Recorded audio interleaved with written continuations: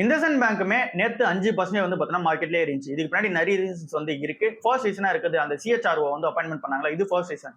And then நீங்க managing லெவல்ல அதிகமான ஆட்கள வந்து பார்த்தீங்கன்னா உள்ள எடுத்துட்டு வருவோம். டாப் லெவல்ல ஆட்கள அதிகமா உள்ள எடுத்துட்டு வருவோம்னு சொன்னது செகண்ட் ரீசனா இருக்கு.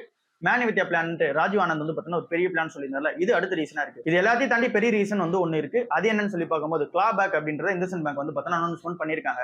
யாரு மேல அப்படின்னா ஏற்கனவே CO and then deputy CO இருந்த 2 பேர் மேலே கிளா பேக்ன்றத சொல்லியிருக்காங்க. இந்த கிளா பேக்னா என்ன அப்படின்னு சொல்லி பார்த்தோம் அப்படின்னா, ஒரு கம்பெனி அவங்களோட எம்ப்ளாய்க்கு அதிகமான இந்த போனஸ் அண்ட் இன்சென்டிவ் தந்திருக்காங்க அப்படின்னும் போது, அந்த சேலரி எல்லாம் தந்திருக்காங்கன்னும் போது அதை ரிவைஸ் வந்து பண்ணிக்க முடியும். இது ஆர்பிஐ நாம்ஸ்ல வந்து இருக்கு.